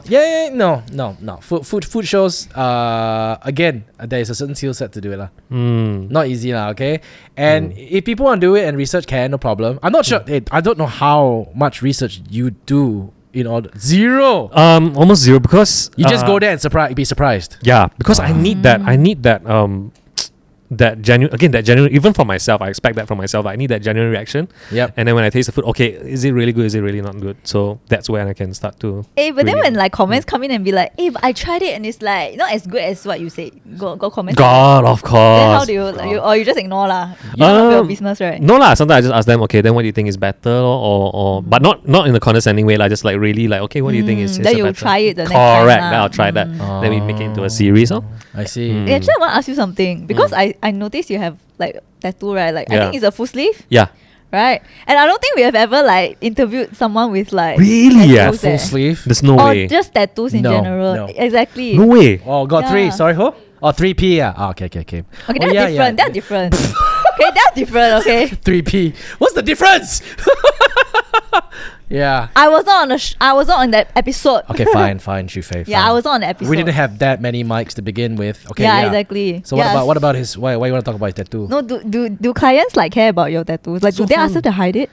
Okay, there is a few, but let's say out of X percent, I would say only 5% would ask to hide it. Now I feel like a lot of clients don't mind. Maybe those clients who are more local brand and they're quite big, then they might. Yeah, be- because I have also, and then like I feel Yeah. like they will want me to hide. Yeah. Yeah, so you see, until now, right, I don't have tattoos like on my lower arm, so I can hide like. Here. Yeah, I know. You see, I Yeah. knew Shufei when she didn't have even one tattoo on her arm. Yeah, then I just. Yeah, then all of a sudden it's like she came back with one large tattoo. Like, Shufei, are you okay? What was your motivation? Oh no, I just like tattoos since Yeah. young. Then I always wanted to start.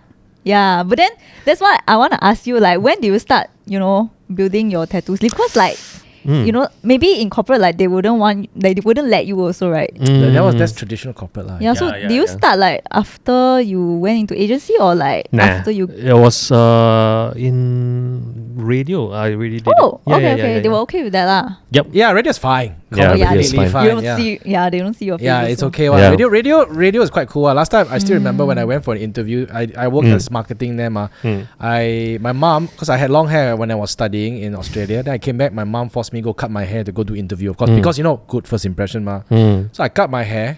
Look really damn upset. Cause the first day you walk out after having 3 years of long hair, you sure won't get used to it. It's not a bowl haircut, right? No, it's not. Yeah, it was a horrible haircut lah. I for me, it's no matter how you style it, you just like, you know what, let's just get it done and over with. It's like to only like cope with this, like, you know what, this is professional. To walk into Astro with my boss having long hair and it's a guy, yeah. So that's how it is. So how many tattoos you have?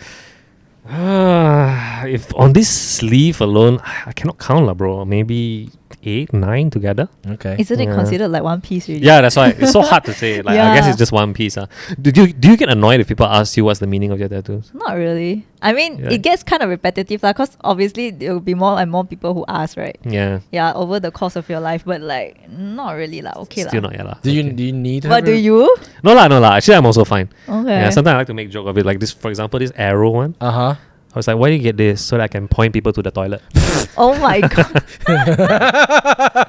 without talking. But when you See started your doing face. right, like Yeah. were you like afraid that, oh, like in the future I cannot get jobs, you know, that No. kind of feeling. No lah. Why lah? Zero Why? that Why? way. Sorry lah. Is it because I asked you to stop getting tattoos? Is it? No, I'm just asking from someone's point of view. Wait, did you? Yeah lah. No lah. Yeah. Because we sometimes no. Actually, to be honest, I don't think I restrict anyone or any of our talents from getting tattoos. But every time when she does a commercial shoot, it's a bit difficult because she has to cover up everything. Yeah. And then it literally we have to spend like another half an hour just to cover up her tattoos. Makeup cover. Yeah. Yeah, Malaysia is a little bit more Insane. sensitive lah. Singapore, they don't care. Yeah. Yeah. So sometimes like when Is it because it's like in the beauty industry? No. like usually like some brands like more family friendly kind. Then they want of you course. to look very proper, I guess. Yeah. Yeah, of proper. course. Actually, no lah. Yeah. That, but generally in Malaysia, I think they're just so used to the fact that if it goes on national television, it has to be clean, like non-haram, that kind of thing lah. Yeah. So then, because they treat digital content somewhat similar to what TV is, then they also will follow their brand guidelines. All these are all just brand guidelines. But these days, brands are getting a little bit more open. Like you know, they don't really bother whether you got tattoo or not. If you don't have if you have a tattoo, then they won't work with you. They won't work with you and force you to cover up. They just won't work with you, or they'll. Yeah lah. Is that lah? But there are plenty of other brands out there who are more open these days. Yeah, fashion and beauty. They are Yeah. very Yeah. open. Yeah. So Too. okay, so does this career kind of? I have to ask this question lah, right? You know, does this career make you more money than your day job or not? Yeah. Okay, good. Okay, all right. Just checking. You know, because if you said no, I'm like, hey, what's wrong? True, no, but yeah, it's been. I mean, I don't know how. But is it okay? So I'm pretty sure people will ask the same thing. Yeah. If you go in front of a panel, so isn't it? Is it stable? Or is it unstable? The income? Yeah. I would still say it's unstable because you never know. I mean, it's been stable so far, Yeah. but it can easily be unstable Yeah. the next month. I'm fully expecting that, and I don't. It's very hard to say, man. I would say it's unstable for So sure. what's your most expensive splurge for yourself and your Dude, girlfriend? Yeah, what are you into? Wait, myself and the girlfriend, or just myself? Okay, first? never mind. We leave your girlfriend. We leave your girlfriend out of the picture first. Yeah, you first, We say and then your girlfriend. I am. Ever since I got into this conversation, I'm like a dog. I'm a nerd for filmmaking. Oh. Oh my god, you're one of them. I'm one of them. You're one of them. I'm a huge nerd. Oh, nice. So my biggest splurge is the camera. What did you invest in? I have 3 cameras currently. I Holy think- crap! Okay, what cameras are those? I have a FX3. Oh, I have okay. a R5C Canon, and I have a C7. What is this? You freaking! I don't understand these terms, I but understand. judging from their faces. I understand. What the heck, sial? Yeah. My dream camera, I told my girlfriend recently that I would really want to get and save up for is the Komodo. I want to get. Hey, I sell to you now. I got one here. Serious? Yeah, can. Wait, is it Komodo X? No, it's not. Ayo. It's the first generation Komodo. I don't understand all these things, but wow, cameras. Wow, hey, no It's like, crazy, you know. Yeah. It's like the Pokemon cards. It's a rabbit hole, you know. No, that you they- think you think it's enough, and then there's a new gear. Oh, there's a new add-on. Oh, there's this cage. Oh, there's this lens. Oh my yeah, god. but that's what they do. They want you to spend more money. Hey, FX3's color science is much nicer than red in my because we just shot something Really, with yeah? FX3. We did right. Nice. Did we the FX3 right? Yeah, the color science was so much nicer than Serious, the red. ah? Yeah, red Komodo no lah. Red Komodo is the entry level of red. So if you want to really see a lot more. Maybe you have to spend more. I don't know. But for me, the other day when they were shooting something and I saw, wow, what camera you use? Red No? FX3. Oh. Wait, are these like sorry, I have no idea what these terms are. Those film kind of cameras? No. or like the- No. It's like the to film cinema cameras. Oh, okay. So they give you that kind of look, that kind of feel, I tone and stuff. see. Oh, so you're a camera geek, Love it. Yeah. So like, she can't stop hearing about it. Then Like do you shoot the your, videos I do you watch. shoot your videos with your cameras or you shoot? Yes. So that's why I'm starting to upload less because color grade and all that. Oh so no. Yeah. You're falling down that rabbit hole. Yes, very deep, very deep. There is a goal in my head that I want to reach in terms of filmmaking, and I'm like nowhere near that yet. So I want to get better at my color grade, get better at my composition, my angles, and everything. And there's so much to consume. Like all I do in my free time is look at how to do video properly, how to do filmmaking properly. So yeah, that's why I say like your films also is part of the inspiration. So You know that's where a I lot. learned to do my films? Wong Fu Productions. Yeah. Just understand their framing and then copy. Yeah, and then I understand how to do it. And then after that, when I first started shooting, it was all just one focal length because I could buy the camera body. What's the focal length? 35? 50 mm. Oh, okay. I could buy the camera body, but I didn't have enough money to buy a lens, so my wife bought me the 50 mm lens. Wait, is it a Sony GM? No, it's not. It was a Canon Mark D2. Ah, got it. 5D Mark D2. And then back then, I shot a wide shot, close-up shot, and mid shot, wide shot, whatever. All with a 50. Yeah. So if I wanted to do like an establishing shot of a wide area, I just run all the way back and then just do a I feel wide like shot. shooting. Oh my God. What the hell are you talking about? I'm getting like deja vu. Not deja vu lah, but like this literally happened to me like last week because I was filming something with my videographer, right? Yeah. And then I was filming with my friend also, like I'm collabing with my friend. And then my friend also into filmmaking one. Wow, then both of them keep talking about cameras. I'm just like, isn't it the same? You just buy the body, then you change the lens, what? Isn't it the same? And he's like, no, Shufei is different. This one can go up to what 32,000 something. Then but this one can go up to like 60,000+ something. I'm like, I think it's the same effect if people say when you tell them different shades of lipstick, and then the guys will be like, isn't that the same thing? Yeah, I'm like, hi. What if you take two different bodies? You just change to the same lens. Doesn't it give you the same like quality? No. It's not really the camera body. It's a lens. Yeah. So yeah. But so that's maybe you save up for the. Oh no, I shouldn't. No lah, but you guys buy the body, right? The body thing is expensive, right? Yeah, the body is expensive, but what look you get is the lens. Like, okay, the people who don't. People who just shoot a picture with their phones will never ever get the characteristics of a lens. Some can make the picture look vintage. Some can make the picture look very clinical. Some can a lot of things lah. Okay, so it's just yeah, it's something that I cannot understand. Yeah, so you splurge on into gear. Oh wow, a lot of it I've invested. I can already see where you're headed. Yeah. You're gonna just invest in so many things, dude. Lighting as well. Lighting. I got a slider. I got a tripod that's like that. You're gonna be doing studio, then build a studio, then after shoot full. Yeah, my dream is to have a studio like this. Yeah, correct. Wait, then what's your girlfriend into? Makeup. No, not makeup, not specific skincare. Yeah, she really likes skincare. All right. So what did you splurge for your girlfriend? See lah, for her birthday coming up especially. Oh, all right, cool. I've set the. I mean, a lot of bags, but so far now the next thing that I know what she wants. Are you proud of your boyfriend for what he's doing today? Oh my gosh, she can do like beauty content leh. Yeah. Yeah, because you guys have like all the gear already, might as well. Yeah, but it's hard for her because she has a full-time job as well. So a bit hard for the. Your girlfriend's been there since you from nothing until where you are today. Dude, zero. You she was better jaga. Of course lah. Really must. The ones who basically stick there from thick or thin. Yeah, it's so rare. Yeah. So she's like my rock. That's why my wife was with me when I was nothing. Even, I was already doing radio, but like at my most broke moment. Until today, she's stuck by. You can't even explain, right? Like you have those times where you are at your lowest. Yeah. And then they're there to just like pick you up and tell you, just keep going. She was the one who asked me to do that whole YouTube thing and say, why don't you just do YouTube? Because the reason why I started YouTube was because when we were doing radio, if you're not on the morning show, you don't appear on billboards and stuff.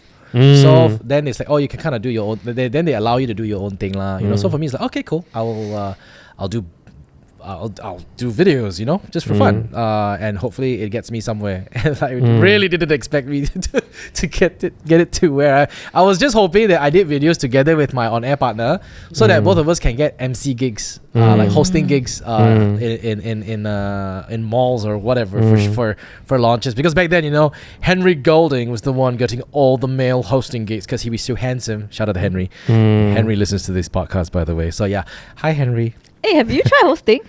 MC? Yeah. When I was doing radio stuff and along the lines of those agency that time, I was doing a few MC gigs. Oh, do you like it? Because I try, I cannot.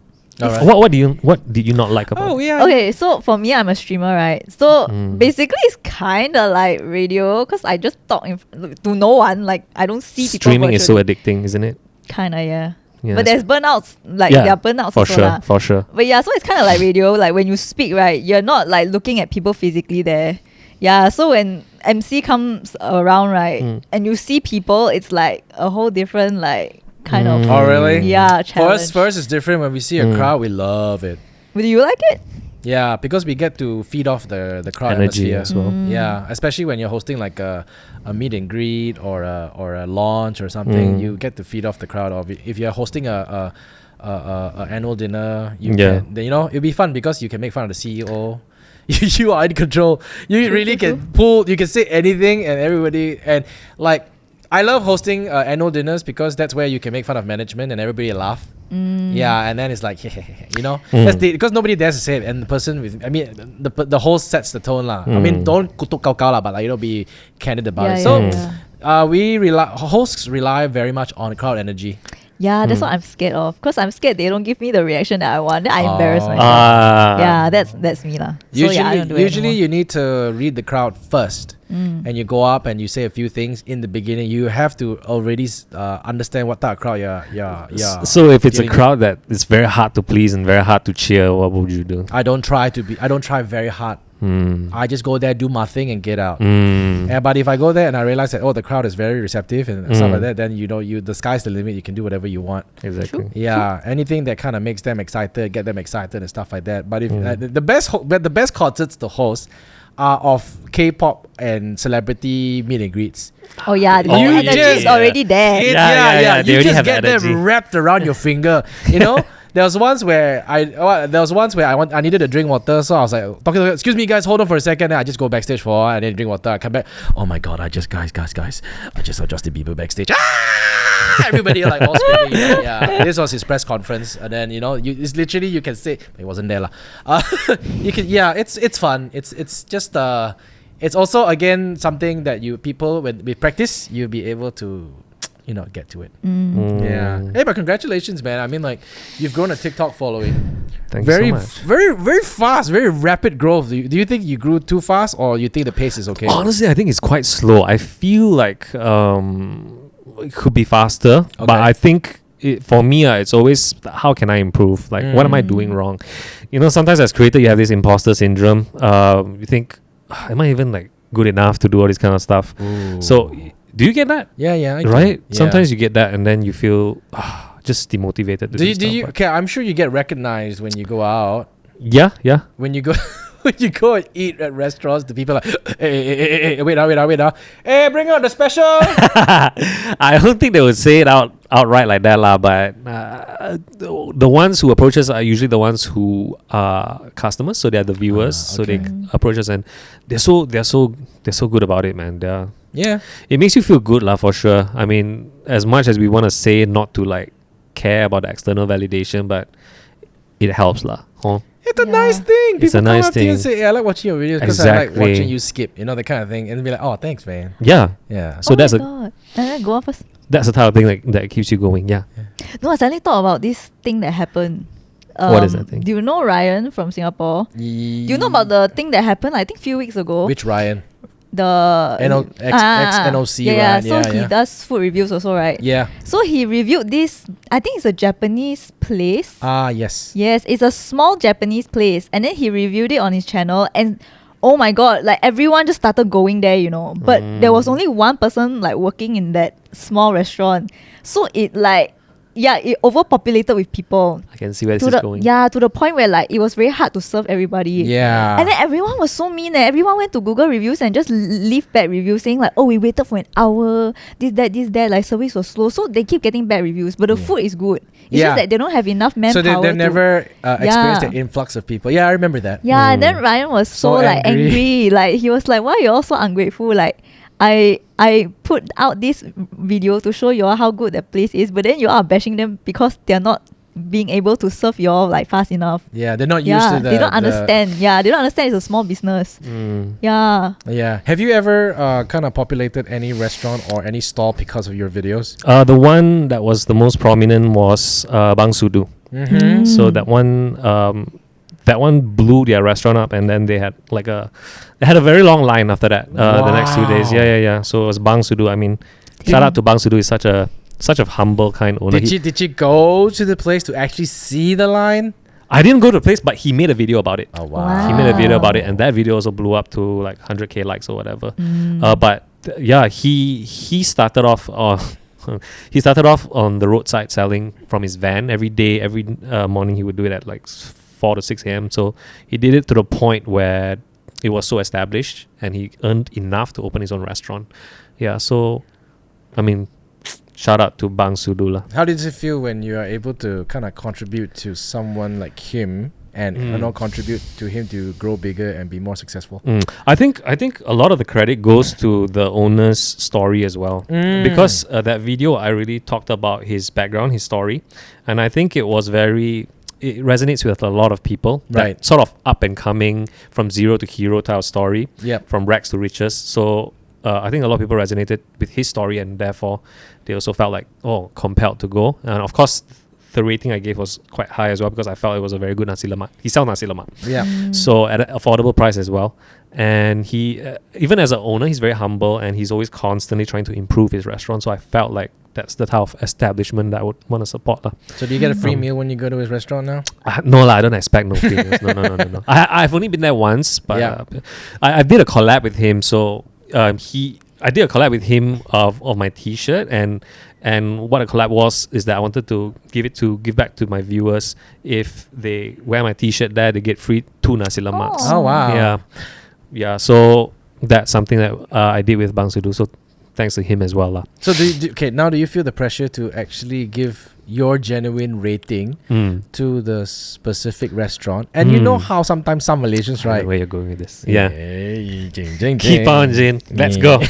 You know how Malaysians sometimes cannot accept you trashing not businesses. the customers, but the businesses themselves will not accept people giving them the real review.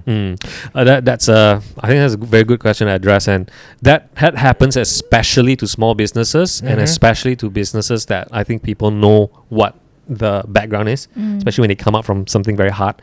So for my case my principle is always honest reviews, and what I mean by that is that no matter whether it's a big establishment, a very small business, my duty is always to not the brands that I'm collaborating with, not the restaurants, but it's always to the viewers and always to the customers. Because at the end of the day, right, without them supporting me and stuff like that, like the brands wouldn't even come and approach me, the restaurants wouldn't even come and ask me. So and also the fact that everyone, even the owners of the restaurants, they are also customers, and I'm sure they don't want to be led falsely by ratings that you yourself feel is not right. So my duty, no matter what comes first, is always the honesty in the ratings, because I owe that much to the customers and the viewers that check it out. I owe at least that much. Yeah, it's just like MKBHD giving that really the recent drama. Yeah, something like that. Yeah. He shut that business down. Damn. But his argument was like, was it really that review that solely caused that? Nah, I don't right, think so.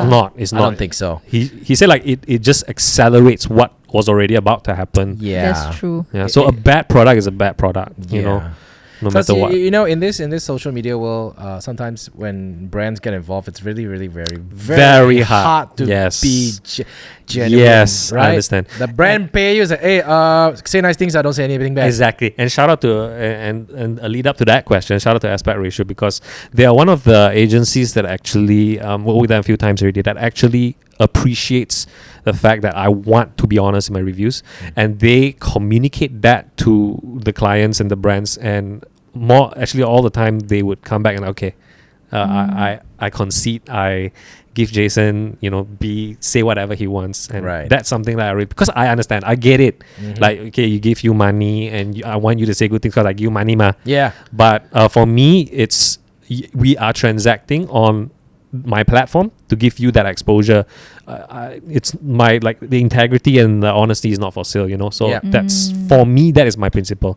So that's why shout out to Aspiration for actually understanding that, because people can easily be like, hey, you just say lah, nobody will know, but for me lah, I cannot sleep at night lah, bro. If I, you know what I mean? I know it sounds very altruistic, it sounds like some grandstanding type of thing, but it's really true. Like, I cannot live with myself if I was dishonest with my ratings. We try to explain to brands that if you want to work with creators, you kind of need to work with them for who they are, not for what you want them to be. Yeah, and it's trust me, in the beginning it's very tough to educate brands to accept that. Of course. But I think more and more brands are becoming more aware that you don't necessarily have to work with everyone. You can choose who you want to work with, and you have to and when you choose these people, you need to basically understand why you're choosing them, not just because of the numbers. Yeah, so it's a long process, but we all learn. I'm sure it's a pain to like work with someone like me, where it's like, to be honest and stuff. Oh, trust like me, that. I'm like that too. No lah, but it's true lah. Like what MKBHD said lah. Yeah. You know, like bad products make bad what he say? Bad products make bad. I don't know, but I know that he did. I know he did say. What Thanks did for he watching, say guys. again? Catch you guys the next one. That's it. No. He says bad products. Bad reviews don't make bad products. It's what they are already. But that's the thing lah, I think, and that's very good for aspect ratio. And a few other brands that accept that, like for example, Zeus Coffee. They would like I work with them like 6-7 times, and sometimes I would give their coffees a very low score, and they would still come back and that's collect. great. Yeah, so like huge shout out to brands like those that really respect honesty and appreciate that as well. And they come back and say, hey, we made some improvements. Try it now. Yeah, something like that. Okay, I gotta quote it. It's What? bad reviews don't ruin companies. Bad products ruin companies. Yeah. Yeah. So I think like if brands work with like creators, right, they should believe in their product enough that they should trust the creators to know what they want to say. They have to be so confident that their product's so good that they are not afraid to. Yeah. Correct. Yeah, True, for them true, to true. review the product. Yeah. Yeah. But hey, man, congratulations to where you are. It's very, very, very enlightening to have you come on the show and kind of like bring me down a little bit on memory lane and radio. So wow, I was completely not expecting that. I was like, yeah, this guy did traffic. Hey, can you do a traffic read right now just for fun? Okay. So that people will know. Come on, man. Come on. Let me think. Okay. Okay, Jalan Kewajipan is always jam. Okay, bulatan kewajipan. Bulatan Kewajipan. Blah, blah, blah. Bulatan kewajipan selalu jam di kilometer 35.7 sampai kilometer 42.5. That's it lah. That's all I remember. That's really all I remember lah, bro. Oh, really?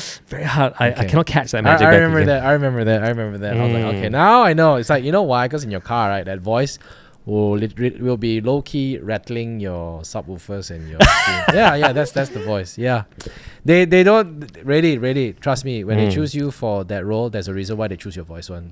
People on radio, I think your ears Thanks, are very man. sensitive. Thank you. Yeah, they have the more radio people. Industry has the most sensitive ears. They know what works on the speakers. Yes, but thank you very much for dropping by the studio. Thank you, Jin. Thank you, Yes. Shufeng.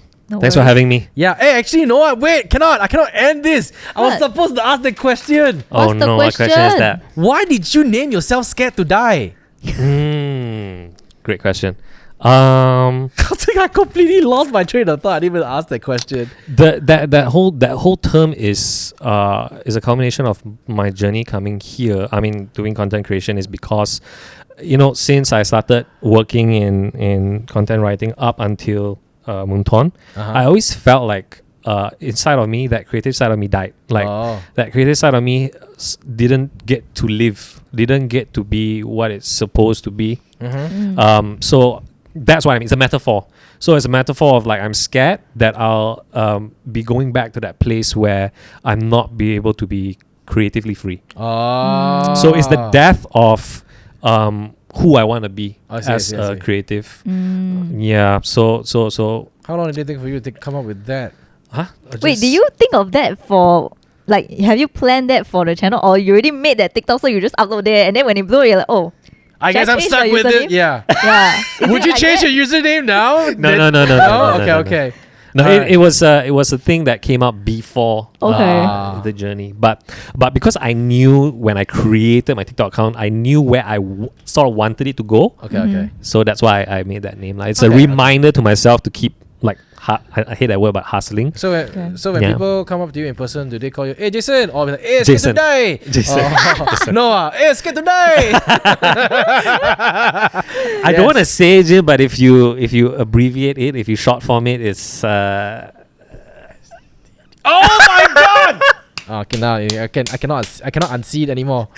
Anyways. Oh, Hi, Shifei. Yeah, she Internet Explorer just came into the room. oh my god. Yeah. Okay, nice play of words. Creative, very interesting. creative. I learned something Yeah. new today. Jason on the show, everyone. AKA Scaredtodie on TikTok. Go check him out.